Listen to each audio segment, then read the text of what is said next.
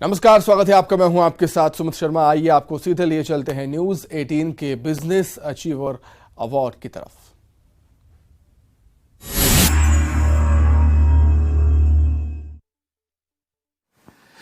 नहीं, चुनावी साल नहीं थी तो विपक्ष ने बनाया था ना उद्योगपति को मंत्री मध्य प्रदेश का। बहुत बड़े उद्योगपति थे कमलनाथ जी। हम पे सवाल उठाने से अच्छा वो बता दें अपनी उपलब्धि के, देखो मैं उद्योगपति था तो मैं इतने उद्योग लेके आया था, मेरे बड़े बड़े उद्योगपतियों से संबंध थे, संपर्क थे, मित्र थे, तो ये उद्योग लगवा दिए और इतने रोजगार दिलवा दिए मैंने। उनको बताना चाहिए। सामने वाले पे एक उंगली उठाते हैं तो तीन हमारी तरफ भी आ जाती हैं। तो अपनी उपलब्धियों पे बात करे ना विपक्ष, क्यों नहीं बात करते अपनी उपलब्धियों पे?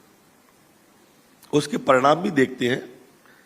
आपने देखे अभी गुजरात के परिणाम जो आए, वो उत्तर प्रदेश में 2 पे आ गए भाई बहन की सीटों पे, पश्चिम बंगाल में 0 पे आ गए। ये स्टेटों के चुनाव के परिणाम आए हैं जिनमें सिमटती चली गई कांग्रेस। उपलब्धियों पे बात नहीं करते हैं, हम पर आरोप लगाते हैं। अच्छा आप बताओ अभी तक कि उसमें क्या विजन है इनका, इनने बताया क्या? अभी तक विपक्ष में है ये। कमलनाथ जी क्या विजन लेके आ रहे हैं, क्या विजनरी उनकी पार्टी है, ये बताए ना जनता को। जनता बहुत समझदार है, लोकतंत्र काफी परिपक्व है हमारे यहां का। क्यों नहीं बताते? बताएं फिर जनता के बीच जाएं। आरोप लगाने से कुछ नहीं होता है, कभी जनता के बीच जाना ही नहीं है उनको। आप तो अच्छा इसमें 1 महीने का उठाओ रिकॉर्ड, फिर उसके 1 महीने पिछले का उठाओ, आप कोरोना काल का उठाओ, किस अस्पताल में देखी पूरी कांग्रेस, दिग्विजय सिंह जी, कमलनाथ जी, राहुल गांधी जी। अतिवृष्टि हुई तो कहां दिखे, ओलावृष्टि हुई तो कहां दिखे।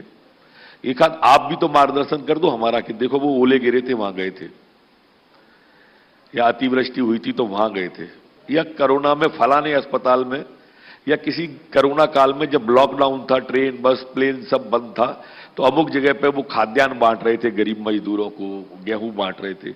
ऐसा कोई चित्र हो तो आप दिखाओ, मैं भी देखूंगा। कांग्रेस की बात की आपने कि कांग्रेस कहीं नजर नहीं आती, लेकिन इस बार जो है कांग्रेस का कॉन्फिडेंस बहुत ज्यादा बढ़ा हुआ है। इस कॉन्फिडेंस को क्या कह सकते हैं? इसको तो देवा स्वप्न कह सकते हैं। पिछले 20 साल के चुनाव का ट्रैक रिकॉर्ड देख लो, हमसे ज्यादा वोट कभी कांग्रेस को नहीं आए। पिछली बार भी 5 सीट ज्यादा आ गई थी, वोट हम भाजपा को ही ज्यादा आए थे, बहुमत किसी को नहीं आया था। वो फिर बीएसपी का दिल लगाया, किडनी लगा ली उनने, सपा की, हाथ पैर निर्दलीय के लगाए, तो बिखर गई पूरी पार्टी।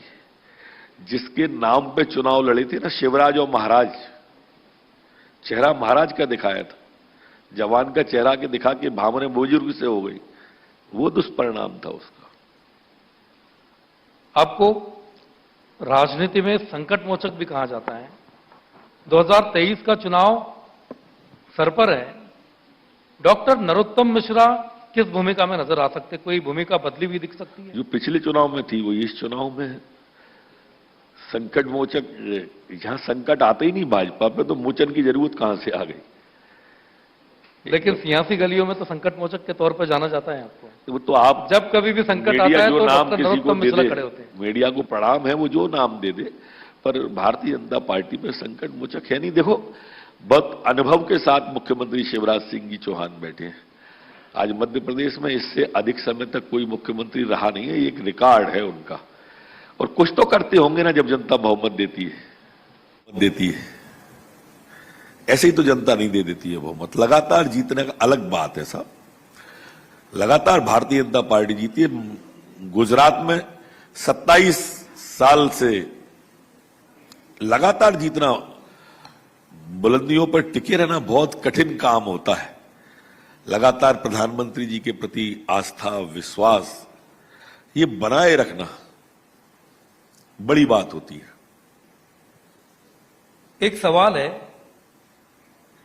आप उसको विवाद भी कह सकते हैं, मौजूदा समय पर बहुत तेजी से चल रहा है, राष्ट्रीय स्तर पर बढ़ चुका है। बाबा बागेश्वर धाम की हम बात करते हैं, उसको लेकर कई तरह की चीजें सामने आ रही हैं। सवाल उठा रहे लोग, चमत्कार है या अंधविश्वास है? क्या मानते हैं?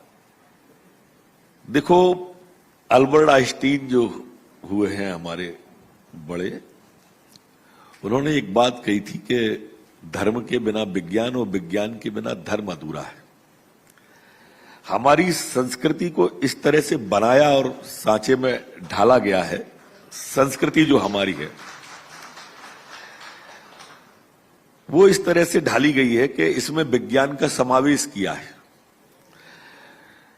हमारी आने वाली पीढ़ी उसे भूलती जा रही है, इसलिए डॉक्टरों के पास ज्यादा जा रही है। मेरा मानना है कि हम जनेऊ धारण करते थे और कान पर अंटा देके हर हिंदू लघुशंका को जाता था। और मेरा दावा, अब मैं इस समय दावा क्या करूंगा, पर यह विज्ञान इस तरह का भी है कि हार्निया की बीमारी उस किसी व्यक्ति को हो ही नहीं सकती जो कान पर अंटा लगा करके लघुशंका जाता है। आपने देखा होगा वो चाणक्य शिखा बांधता था। चाणक्य के बारे में सुना, उसने शिखा में गांठ बांध ली। नंद के मगध के साम्राज्य को ध्वस्त करने के लिए शिखा में गांठ बांध ली।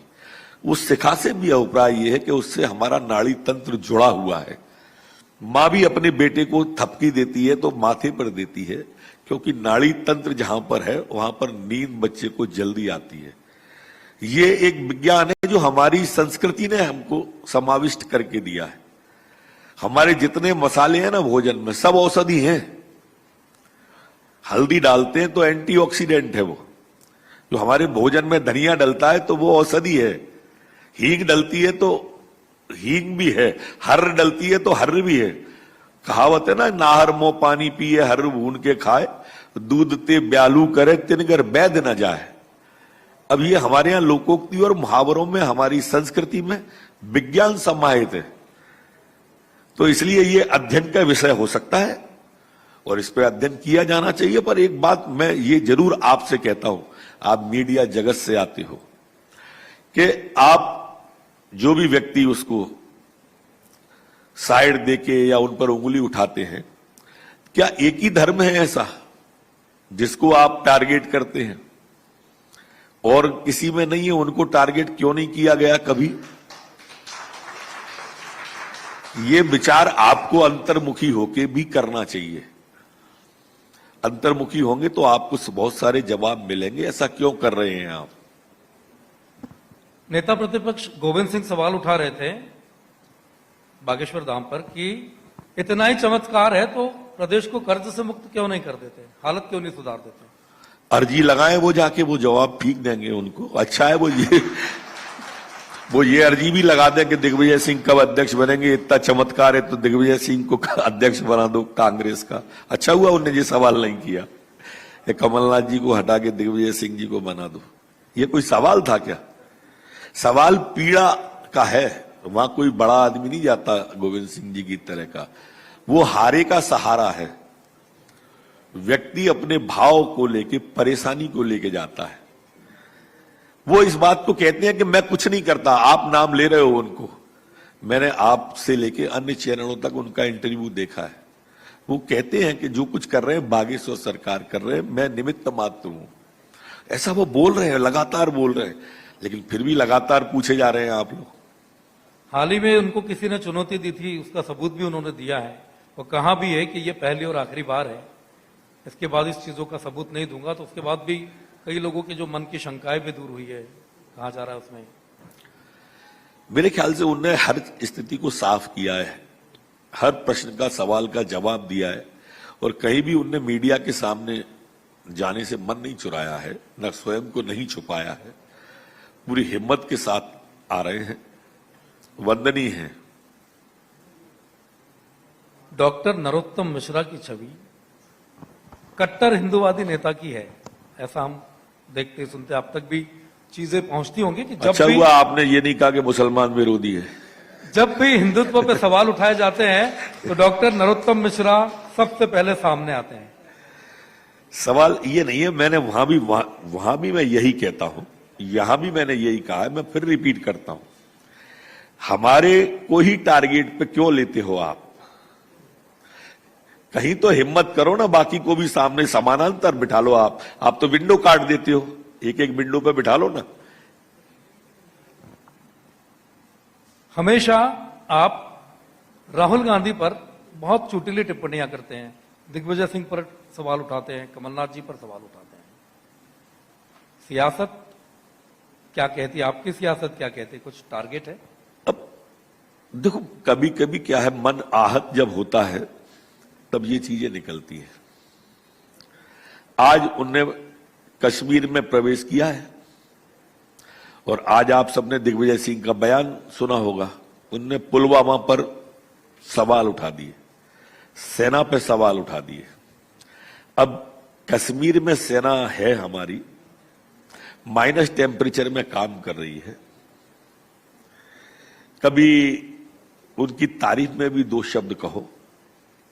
आप हमेशा उस तरह के सवाल अगर दिग्विजय सिंह जी उठाएंगे जो सेना का मनोबल तोड़ेंगे, जो देश का मनोबल तोड़ेंगे, जो देश के स्वाभिमान और सम्मान पर उंगली उठेगी, जब प्रश्न इन पर उठेंगे तो बोलना मजबूरी होता है। सेना ने सर्जिकल स्ट्राइक की तो आपने सर्जिकल स्ट्राइक पे सवाल उठा दिए, उन्होंने एयर स्ट्राइक की तो आपने एयर स्ट्राइक पे सवाल उठा दिए। हम घुस के मार रहे हैं ना। आपके प्रधानमंत्री दिग्विजय सिंह जी या राहुल गांधी जी, मनमोहन सिंह जी थे, जब पाकिस्तान हमारे सैनिकों के सर काट के ले गया तो आप सफेद कबूतर उड़ा रहे थे, शांति वार्ता की बात कर रहे थे। पहली बार एक सक्षम नेतृत्व मिला है जो दुश्मन की आंख में आंख डालकर घुस के आते हैं तो हम घुस के मारते हैं। उधर से गोली आती है तो इधर से गोला जाता है, चाहे सर्जिकल स्ट्राइक हो चाहे एयर स्ट्राइक हो। अरे मार रहे हैं तो सवाल क्यों? हमारे देश ने सबसे पहले विश्व के अंदर वैक्सीन बनाई, आपने वैक्सीन पर सवाल उठा दिए। वैक्सीन पर कहने लगे ये भाजपा की वैक्सीन है। मैंने उस समय कहा कि ये कोरोना की वैक्सीन है, भाजपा की वैक्सीन 2023 में लगेगी, उसका असर 5 साल रहेगा। मैंने उस समय भी कहा था, आप इसको चुटीला कह लो, लेकिन वैक्सीन पर सवाल नहीं उठना चाहिए। हमने विश्व के अंदर वैक्सीन दी और भारत में भी हर व्यक्ति ने वैक्सीन लगवाई। आप विश्व के अंदर देखें, वैक्सीन कहीं भी, कहीं 500 की लगती है, कहीं 700 की लगती है। एक पैसा नहीं लगा गरीब का, अमीर का, किसी का भी। बूस्टर डोज लगे और आज सबसे सुरक्षित भारत है, सबसे सुरक्षित भारत है। कोरोना, आज भी चीन कोरोना से जूझ रहा है, विश्व के अनेक देश आज भी कोरोना से जूझ रहे हैं, लेकिन थर्ड वेव, फोर्थ वेव के बावजूद भी हम वैक्सीन के बाद से सुरक्षित हो गए। पूछो नहीं, इसमें अकेला इसी का नहीं कह रहा। आप सवाल की बात कर रहे हो, मैं वैक्सीन का, सेना का, ईवीएम का। चुनाव हार जाते हैं तो ईवीएम पे सवाल उठा देते हैं, केस हार जाते हैं तो न्यायपालिका पे सवाल उठा देते हैं। अब ये चुनाव हारेंगे नहीं क्या? आप बताओ, कहीं गए हैं क्या? ये एक जगह नहीं जाते हैं। ट्विटर पे चिड़िया उड़ाते हैं रोज सुबह से ट्विटर पे, टीवी पे, पेपर पे राजनीति होती है क्या? आप फिर चुनाव हारोगे तो ईवीएम पे उंगली उठाने लगोगे, ये गलत है। इतना सा कहना है। आपने कहा 2023 में भाजपा की वैक्सीन लगेगी। अब की बार 200 पार का नारा भाजपा दे रही है और 51% वोट शेयर पर बीजेपी दावा कर रही है कि इस बार हमारा लक्ष्य 51% वोट शेयर है। कितने सफल होंगे? देखिए, ये हमारा लक्ष्य है, क्योंकि हम ऐसा मानते हैं कि ये जो भी टुकड़े टुकड़े गैंग वाले लोग हैं या इनको समर्थन करने वाले लोग हैं, ये हमेशा से इस देश की संप्रभुता पर, इस देश की साख पर कहीं ना कहीं से बट्टा लगाने की कोशिश होती है।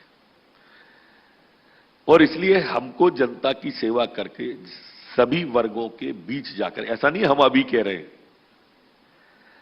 प्रारंभ से हमको तो संस्कार संघ के ही मिले और उसमें कहा जाता है कि पथ का अंतिम लक्ष्य नहीं है सिंहासन चढ़ते जाना, सब समाज को लिए साथ में आगे है बढ़ते जाना। सब समाजों को साथ लेना है और इसलिए प्रधानमंत्री जी का नारा था वो, सबका साथ, सबका विकास, सबका विश्वास, सबका प्रयास, ये नारा था। हमारी संस्कृति भी हमें वसुदैव कुटुंबकम के सिद्धांत को प्रतिपादित करने की शिक्षा देती है। हमारी संस्कृति में हमारे यहां आज भी कहीं भागवत हो, गीता जी हो, अखंड रामायण हो, सुंदरकांड का पाठ हो, जो भी पुजारी आते हैं, संत जन आते हैं, वो धर्म की जय हो, अधर्म का नाश हो, प्राणियों में सद्भावना हो और विश्व का कल्याण हो। कभी भारत के कल्याण की बात नहीं की हमारी संस्कृति ने। हम इसलिए वसुधैव कुटुंबकम की बात करते हैं कि हम विश्व के कल्याण की बात करते हैं। और किसी संस्कृति में मिलेगा ऐसा? और किसी संस्कृति में ऐसा जुड़ाव मिलेगा क्या? हमारी संस्कृति में है ये। हम अपनी भारत माता को माता कहते हैं। कोई विश्व के अंदर आपने कहीं पाकिस्तान फादर सुना, होलू वोलू डियर सुना, इंग्लैंड ब्रदर सुना? नहीं सुना होगा। हम अपनी माटी से जुड़े हुए हैं। यही वो भूमि है, हम मानते हैं कि इसको भगवान ने घुटनों चल के चाटा है, तो इसको पैर रखते समय भी हमें इसका विचार करना चाहिए कि ये हमारी भारत माता है। और हम अपने शास्त्र में कहते हैं कि जननी जन्मभूमि स्वर्ग से महान है। हम उसे स्वर्ग से ऊपर मानते हैं और इसलिए हम सब समाज को साथ लेके आगे बढ़ने की बात करते हैं, 51% की बात करते हैं। एक आखिरी सवाल, आप मध्य प्रदेश के गृह मंत्री होने के साथ साथ कानून मंत्री भी हैं। पुलिस कमिश्नर सिस्टम को 1 साल पूरा हो चुका है, इंदौर और भोपाल में लागू हुआ था। आप इसको कितना सफल मानते हैं और कितना आगे कोई इनोवेटिव आइडिया लागू होगा या कुछ और शहरों में लागू करने को लेकर क्या तैयारी है सरकार? मैं पूरी तरह से सफल मानता हूं इसको। जिस तरह से हम एक रात में हजारों में वारंट तामील करा के अरेस्ट कर लेते हैं, जिस तरह से इंदौर और भोपाल में हमारी को सफलता मिल रही है, तो ये निश्चित रूप से समीक्षा का विषय है। जब माननीय मुख्यमंत्री जी बैठेंगे और समीक्षा करेंगे तो इस पे आगे विचार होगा। उन्होंने हर उस सवाल का बेबाकी से जवाब दिया जिसको आप जानना चाहते हैं। तो बहुत बहुत धन्यवाद, बहुत बहुत धन्यवाद। नरोत्तम मिश्रा जी, मैं आपसे अनुरोध करना चाहूंगी, आप कृपया मंच पर रहिए, क्योंकि अब वो समय है कि हम अपने बिजनेस अचीवर्स को सम्मानित करेंगे।